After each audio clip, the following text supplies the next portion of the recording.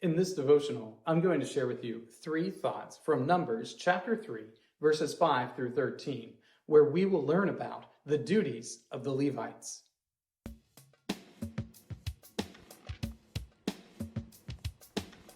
Numbers chapter 3, verses 5 through 13 says, "And the Lord spoke to Moses, saying, Bring the tribe of Levi near, and set them before Aaron the priest, that they may minister to him.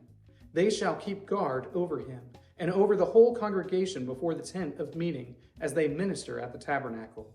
They shall guard all the furnishings of the tent of meeting, and keep guard over the people of Israel, as they minister at the tabernacle. And you shall give the Levites to Aaron and his sons. They are wholly given to him from among the people of Israel. And you shall appoint Aaron and his sons, and they shall guard their priesthood. But if any outsider comes near, he shall be put to death. And the Lord spoke to Moses, saying, Behold, I have taken the Levites from among the people of Israel, instead of every firstborn who opens the womb among the people of Israel. The Levites shall be mine, for all firstborn are mine. On the day that I struck down all the firstborn in the land of Egypt, I consecrated for my own all the firstborn in Israel, both of man and of beast. They shall be mine. I am the Lord." The Levites are the priestly tribe of Israel. When they go into the promised land, the Levites don't get a specified territory.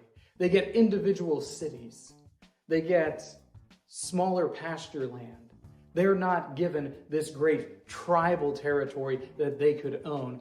Instead, the Levites are given the priesthood, and this is their great inheritance that they will have.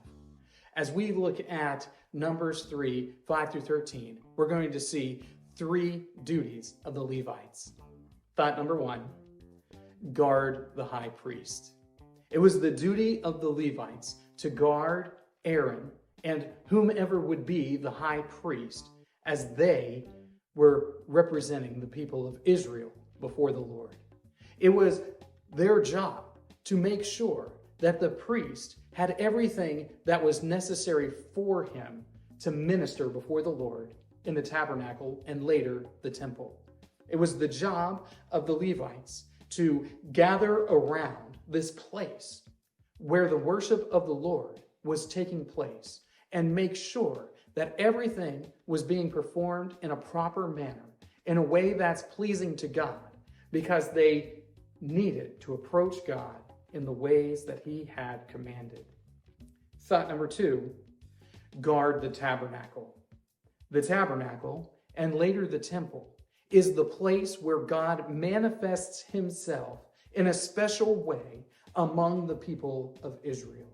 It is there at the tabernacle that the people of Israel will bring all of their sacrifices before the Lord. It's there at the tabernacle that they come into contact in a special way with God. And because of that, all of the things in and around the tabernacle, all of these elements that are utilized for worship, every single stick of furniture, every bit of cloth that makes up this tent that they would carry around is made holy by the presence of God.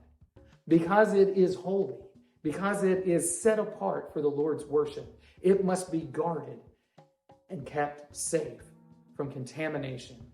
It must be guarded against the sin of the people of Israel. Thought number 3, represent Israel.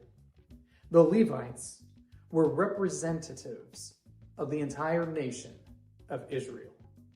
The Lord claims the firstborn of everyone in the nation. This harkens back to the death of the firstborn sons in Egypt. The Lord claims each and every male that opens the womb of the mother. And what this means is that God claims authority over the firstborn in the nation, every single one. But because the Lord is seeking to create a scenario where the people of Israel are able to faithfully worship him Instead of taking the firstborn son of every family there in Israel, he takes just this tribe, the descendants of Aaron, and he makes them the representatives of Israel instead of each and every firstborn son going directly to God. These three thoughts come from the assigned reading of Numbers chapters 1 through 4. If you'd like to read through the Bible with me, you can do so by joining the Facebook group Through the Bible, where we are reading the text of Scripture together.